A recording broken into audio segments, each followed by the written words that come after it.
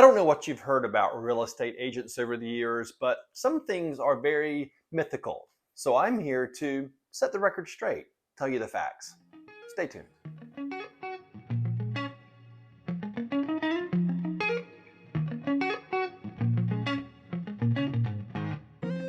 Hey, I'm William Corbett with Port City Living at Keller Williams Realty, and I just wanted to talk to you really quick about some things that are kind of mythical when it comes to real estate agents. I think a lot of people kind of think that they know what we do and what kind of money we make and what the process is, but do you really? So I'm going to give you 10 things that I think are myths, and I want to bust those right now. Myth number one: we do all of the shopping for you as your buyer agent. Well, that's not really true. You do the shopping also. Now, when you come to your agent, your buyer agent, and you tell them all of the criteria that you're looking for, whether it's a 2-bedroom, 3-bedroom, 2-bath, fenced-in backyard, half an acre lot, 2-car garage, whatever the criteria is, we do our best to help you find exactly what you're looking for. But in order to do that, we have to have your help, obviously. This is your house that you're looking to purchase, not ours. I could find things all day on the MLS that I think would be perfect for you, but you might not quite like it. The layout could be wrong, the color choices could be wrong, even though you can change that stuff. So our goal is to help you facilitate the purchase and help you find it, but you're basically going to be doing your own shopping. We as real estate agents, especially as buyer agents, set our clients up on what is called a portal to the MLS. We key in all of the criteria that you're looking for, and then those houses are filtered over to you, and you get to shop in the comfort of your own home at your own speed. So basically, myth number one is that we do all the shopping for you and you don't have to do anything. That is definitely not true. You're a big part of helping us as a team get to that closing table with the perfect home just for you.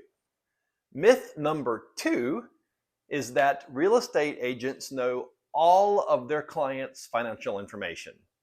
Could not be further from the truth.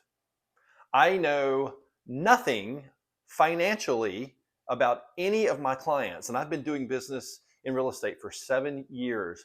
I know none of my clients' salaries. I know nothing about their savings or anything financial. That's not our job. Our job is to help you find the home and help you negotiate and help you get to the closing table. The job of the lender is the one that's going to know all your financial information. And a key to that is to be upfront and forthcoming with all your financial information so that that lender can help determine the best of their ability on what you can afford. You may be able to afford a $500,000 home based off the salary that you make, but you might not want to spend that much, and that's fine. That's between you and your lender, not between me and the client. So that's myth number two, though, that real estate agents know all their clients' financial information. Absolutely not true.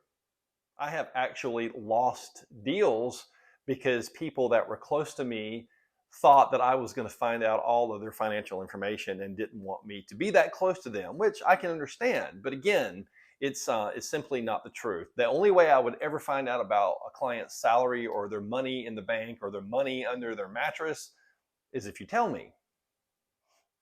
Hey, if you like this information and you're having fun, then consider subscribing so you don't miss a thing. I'll bring you information like this and what it's like to live in the Greater Wilmington, North Carolina area.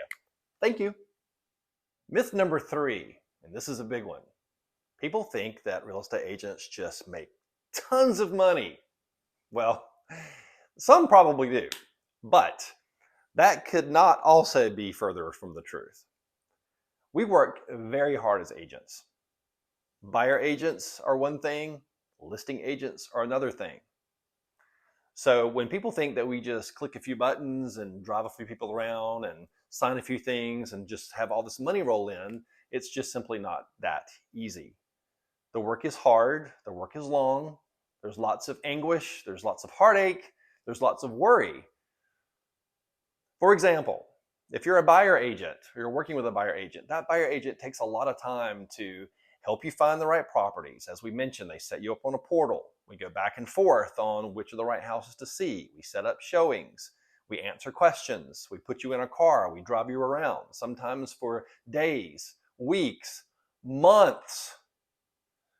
And we only get paid whenever the deal is closed.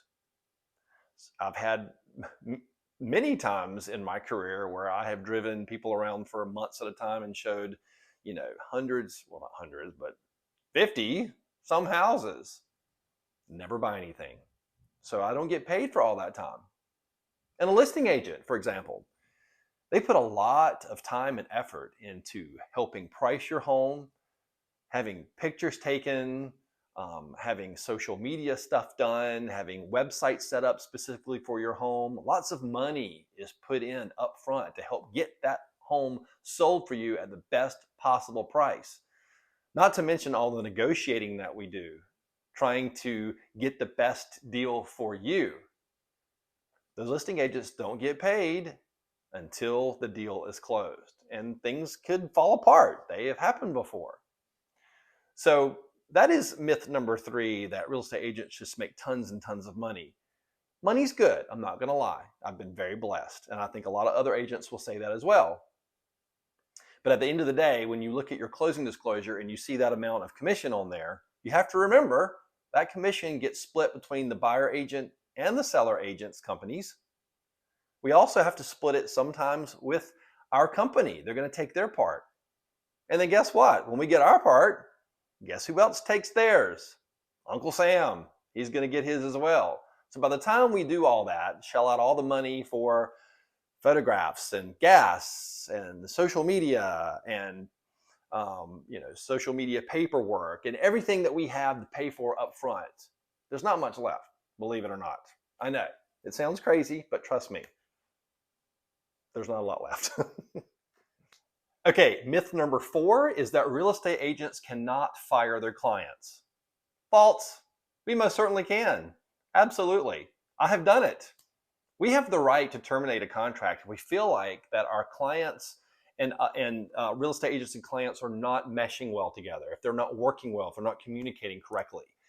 For example, several years ago, I had a couple that basically wasted my time for a whole summer looking for the perfect home. They had a specific criteria they were looking for. I found multiple homes over and over and over again that met their exact criteria.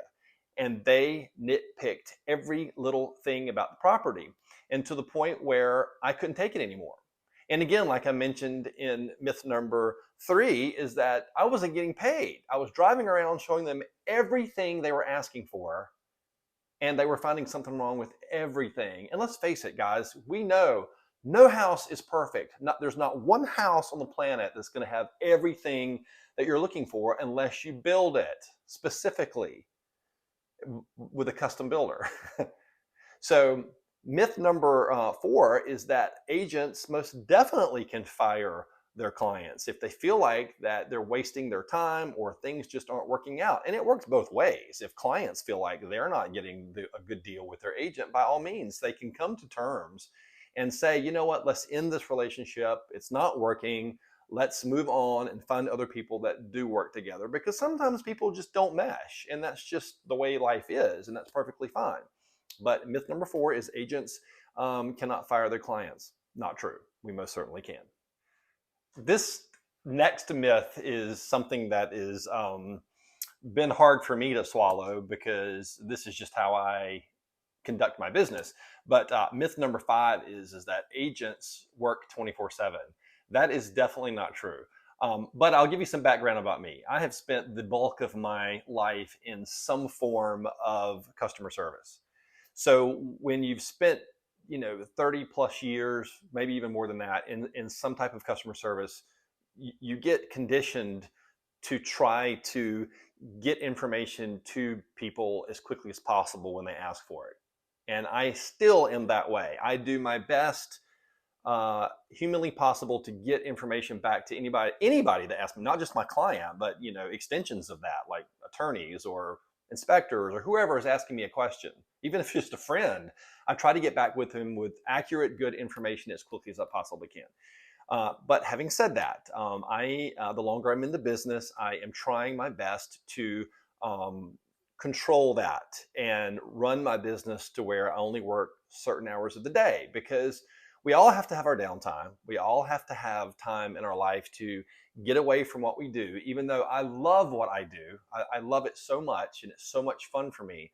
But I've had people over the years where they want to call or text and asking specific questions. And some of it is not even really that important at 9, 10 o'clock at night. And being the person that I am, I would always do my best to, get off the couch and pause my favorite TV show and look up the information, or try to reach out to other people to get that information for them, because that's just how I do things. I want people to be comfortable with me. I want them to know that I'm doing my best that I can to get them the information that they're looking for, so that they can make educated decisions and whatnot. But so I'm doing my best to kind of curb that. I'm trying not to work past 7 p.m. I don't think, I know I'm seeing lots more agents conduct their business that way. They try to keep it within business hours, and that's fair. That's fair for everybody, because most likely there's not anything that's so detrimental that won't wait till the next day.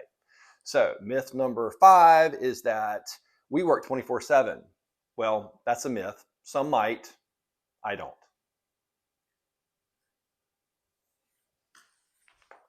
Or I'll try not to. Myth number 6 is that clients can work with multiple agents at one time. No, that's not true. That's not even a thing. Actually, that's quite ridiculous. If you're working with several agents at one time, we all work differently, and we all may be telling you completely different information to a degree.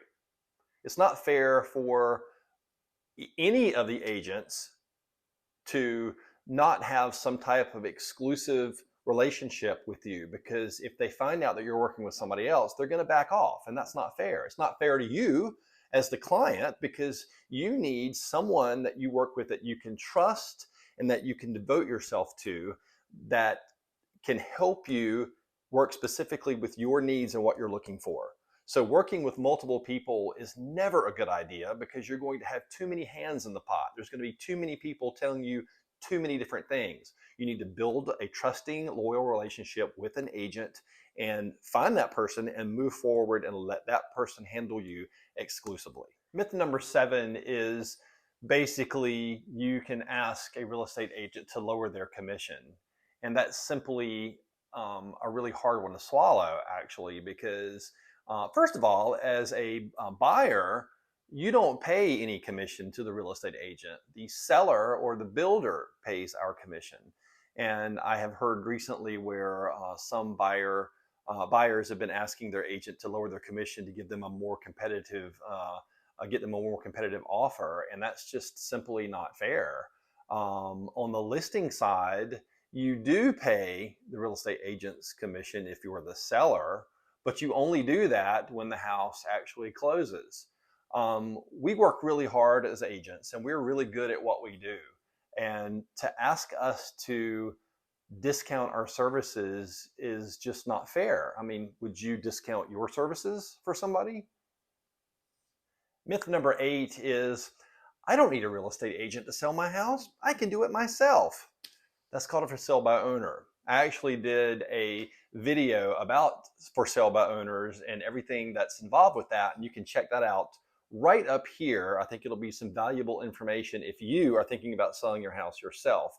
The big myth there is that selling your house yourself is time consuming and very complicated. You have to know how to price your house competitively. Do you have access to the numbers to find out where your house falls as far as square footage and the condition that it's in and that type of thing? Do you have the ability to advertise effectively? Do you have access to photographers who know how to shoot your house to perfection to make it look the best it possibly can? Do you want strangers coming in and out of your house all the time that you don't know? Because these people mostly are not going to be accompanied by a real estate agent. And on top of that, if they do have a real estate agent, are you willing to pay their commission? Because if you're not going to pay their commission, then they're probably not going to bring their buyer to you. Myth number 9 is that being a buyer's agent is very easy. That is also a huge myth. Being a buyer's agent, especially in this market right now, is very time consuming, and it takes a lot of planning on our part to be very strategic on how we approach a listing. We take a lot of time in setting up showings. We drive people around, as I've mentioned before, and spend sometimes days, weeks, months, as I mentioned also. We don't get paid until the deal closes. We also have to be very aware of multiple offers and making sure that we have a game plan going in so that we don't lose the perfect home for you. So again, being a buyer's agent is time consuming. It's a lot of hours spent researching and again, driving clients around. So, that may be easy and fun, and it is. I love searching for the perfect home. It's like a scavenger hunt. I call myself a matchmaker when it comes to that. But it's a very difficult job. So being a buyer's agent, not that easy. The last myth I have for you that we are going to bust wide open is that you have to find an agent that has 20 plus years of experience. That's not necessarily true either. There are lots of very intelligent, young or not so young agents that are coming on the scene that really have a passion for creativity and personality. And to be completely honest with you, in my opinion, you need to have some kind of personality and some kind of creative imagination to do this job. It's not always about just putting together a document and sending it over to somebody and getting an offer. It's figuring out different ways to approach concepts and figuring out best strategies. And so that doesn't necessarily mean that you have to have 20 years of experience to do that. Also, think about this. If you've got an agent that's been in the business for 20, 30 years, they probably are set in their ways on how they do stuff. And technology is changing so rapidly when it comes to real estate that you might want to find somebody that's newer in the business that has some tech savviness about them, that knows how to do things a little bit quicker and faster. And I don't know. It's just something to think about. So it's not always the person that's been in the business the longest. It's the person that works the hardest for you and that you have a connection with. That's what it's all about. And that's why I do what I do. It's about building relationships. So I hope you found this information helpful and all the myths about a real estate agent have been busted wide open for you. If you have any questions about anything that I've mentioned today, please feel free to hit me up. I'd be glad to expand on any of this information. Or if you're looking for a real estate agent to help you buy or sell a home, I'll be glad to answer any questions for you, no matter where it is. Doesn't matter. I am William Corbett with Port City Living at Keller Williams Realty. If you haven't done so, please consider subscribing to my channel so you don't miss a thing. And as always, if someone doesn't have a smile, give them yours.